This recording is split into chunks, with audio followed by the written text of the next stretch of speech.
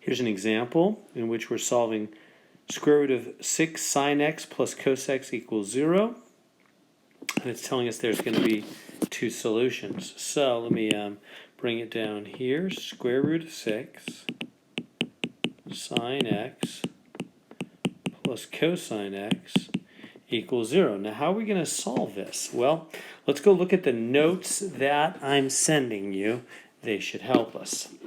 So the notes say, okay, so first off, do you have only one type of trig function? No, we have sine and cosine, not just sine or just cosine. We have a mix. So let's go on down. We have two different types of trig functions. Yeah, that's us. A, if all the terms have a common piece, what do they mean by that? For example, 2 sine x cosine x, 3 equals -3, negative root 3 cos x. Notice the left and right both have cos x. No, that's not what we have. We just have sine on one side, cosine on the other. Let's look down at B. So A doesn't work. Let's look down at B. If you have only one sine and only one cosine, added or subtracted, and no other trig functions. Yeah, that's us. That's what we have. Here we are. Then get this sine alone and divide both sides by cosine to turn it into tangent. Oh, let's look at the example. So you got 5 sine. Yeah, that's like our situation. Begin to get the sine alone by first subtracting cosine from both sides. It becomes, oh, they just moved this over. Finish getting the sine alone by dividing both sides by 5. So they get that. Now divide both sides by cosine. It becomes sine over cosine, which is tangent. Oh, and then you have tangent, and you can solve it down below. Okay, and then we go down to number 3. All right, that's the game plan. Let's do that. So they said get the sine alone first off. So subtract cosine from both sides. Here we go. These cancel. And we get square root of 6 sine x is minus cosine. So, and now we got to finish getting the sine alone. We got to divide by the square root of 6 on both sides. So we have the sine alone.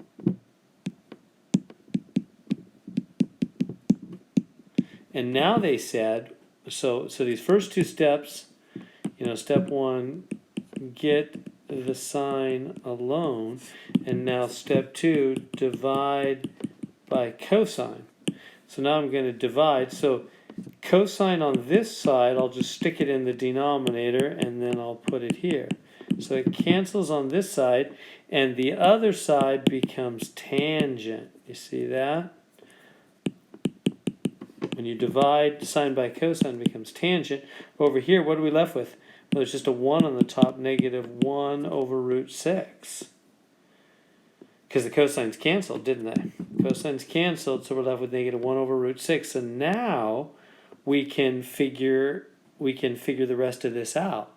Tangent equals -1 over the square root of 6. How do we solve this? Well, let's go back to the notes.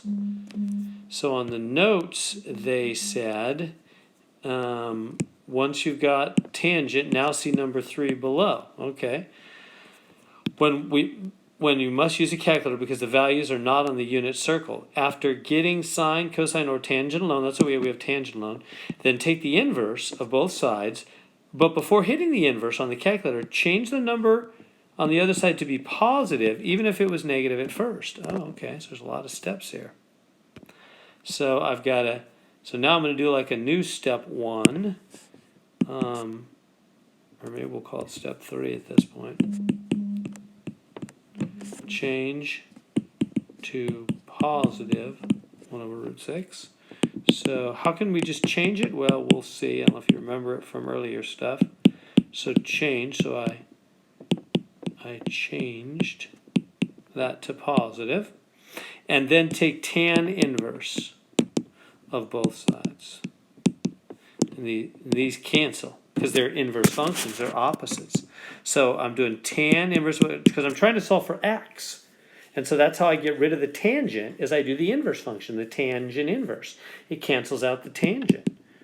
And on the other side, we have the tangent of tangent inverse, right? This is tangent inverse of positive 1 over root 6. So let's hit the buttons on our calculator and find out what that is. Doing that right now. And I'm getting 0.3876, 759, so 76. Okay, is that my answer? It's actually not. Let's go back and take a look. So, change the number to be positive, even if it was negative. Realize now that your answer, that answer we just got, is an angle in the first quadrant. Why? Why is it that? Because we changed the right side number to be positive. All trig functions are positive in the first quadrant, so that's why we made it positive. So we would get a first quadrant answer. Now we need to find the two quadrants where our answers will be. Using all students take calculus, the quadrants where the various trig functions are positive. So now, this is a first quadrant answer, and we've got to realize that when we're looking at the quadrants here, that that 0.3876. So remember, the all students take calculus. So that all the trig functions are positive in the first. The sine is positive here, the tangent, and the cosine there, and the other ones are negative. So what are we trying to do? What's the question we're really trying to answer? They asked us, where's the original question before we changed anything? We just changed, but here's the original question. We're trying to find out, where is the tangent negative 1 over root 6? Where is it negative? So there's going to be two quadrants where the tangent is negative. Which ones is it going to be? It's going to be, well, tangent's positive here and negative and positive. Everything's positive here and tangent's positive here. So this will be one of them. There's a negative tangent there, and here will be negative tangent because only cosine is positive. So it's this quadrant and it's this quadrant. It's the second and the fourth quadrants where tangent will be negative. So that's where our two answers are. So what that means is this little answer we just got, this 0.3876 number. Remember, that's an answer. Let me put this in these other quadrants. That's an angle in the first quadrant, right? The 0.3876. It's also here. You could also go down 0.3876. It's always from the x-axis. You go this way, 0.3876. So anytime you're off of the x-axis, see how those are all coming off of that x-axis? 0.3876 in any quadrant, you're going to have the same trig functions, sine, cosine, tangent, and all the rest. They're all the same when you come the same distance off the x-axis. So those are all the places where we'll have answers. And we already determined it's the second quadrant and the fourth quadrant where we have the right signs, where tangent is negative. So basically my answer is here and here. There's my two real answers. But why did I do the first quadrant? Well, that's going to help me find them. Like, how do I find, here's the actual angle, right? It's got to start at 0 degrees. There's the actual angle from 0 to this spot. Now, how do we find out what that is? Well, it says it's 0.3876, but that's off the x-axis. So in other words, you got to go all the way to this, which is pi, and then you got to back up 0.3876. So it's pi minus 0.3876.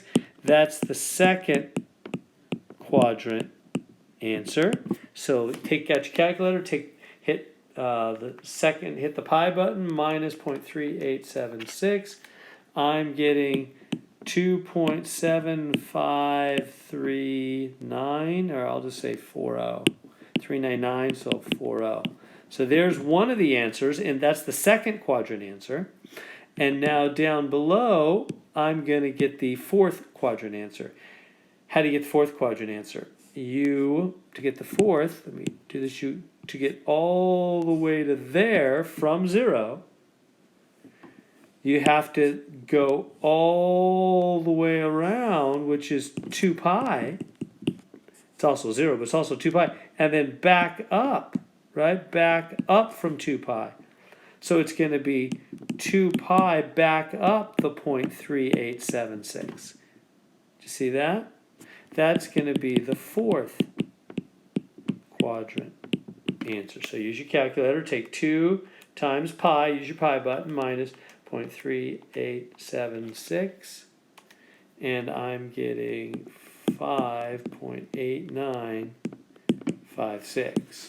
There it is. So there's our two answers, second quadrant, fourth quadrant, the two quadrants in which tangent is negative. Those are the places where tangent equals negative 1 over root 6. How did we find it again? We changed to positive, changed that minus to plus, and then did tangent inverse of both sides, which canceled the tangent. And then we got this answer. But because we changed to positive, that was a first quadrant answer. That was how far in the first quadrant. But that allowed us to find the spots where the real answers are in the second and the fourth quadrants, because it's the same distance from the x-axis. That's called a reference angle. The same reference angle will produce the same sine, cosine, tangent, secant, cosecant, cotangent. So you just have to find the same spot in those other quadrants. So one of them was all the way to pi, back up 0.3876. That was the second quadrant spot. And the other one was all the way to 2 pi, back up 0.3876. That gave us the second and fourth quadrant answers. There's our two answers.